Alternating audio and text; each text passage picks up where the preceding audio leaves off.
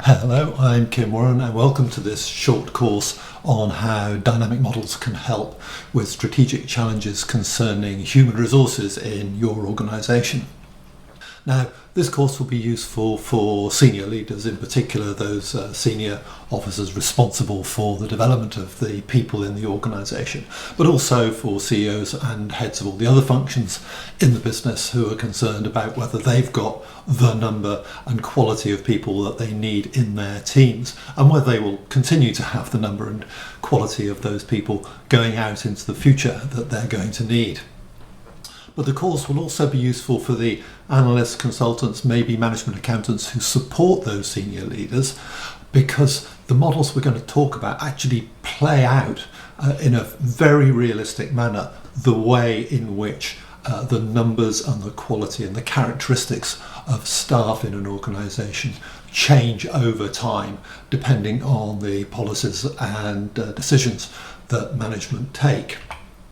So what we're going to cover is, first of all, we're going to look at the needs of strategic human resource management and where in all of that landscape these dynamic models can help. Then we're going to look specifically at the challenges of staff development, how staff move from stage to stage as they gain in seniority and experience in an organisation. And it turns out that just that pipeline alone brings up some pretty tricky issues. So we're going to list those issues out and show how complex they can be, and also show how these models can help you resolve those complex issues. We're then going to move on and look at dimensions of staff quality. Now, we want skilled staff, obviously, but we want staff with relevant experience.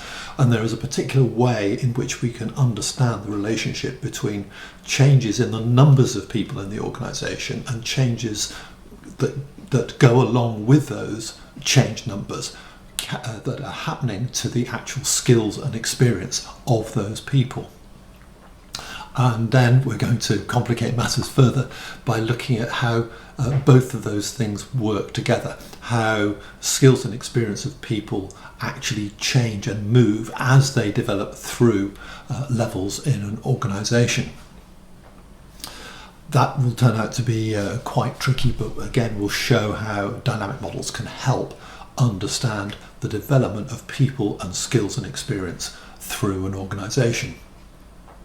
We're then going to look at a very particular and quite common issue, actually, which is that when conditions change, maybe when strategies change or when opportunities change, we actually need to transition the skill mix of a team, or maybe an entire function, or maybe several teams and functions in an organisation, from a set of skills that were relevant to the past, so how we've had the business model working up to now, and when things change we're going to need a different skill mix. So how do we transition the skills and the population of the people in the organisation from the old skills mix that we needed to the new skills mix? And that has its own dynamic framework where we can work out how those numbers actually work. Then there's a whole range of additional issues which we can only touch on briefly in this short course. I mean, it'll be no surprise, of course, that there are many intangible issues concerning staff, their levels of motivation, for example. But we also have to worry about the capabilities of teams. Now, capabilities are more than the skills of the individual people, and we'll explain that bigger picture of what a team's capability actually is. And we'll touch briefly also on the implications of digital transformation and the quite uncertain, at this point of time at any rate, impact that artificial intelligence may have on our plans for developing the people that we need.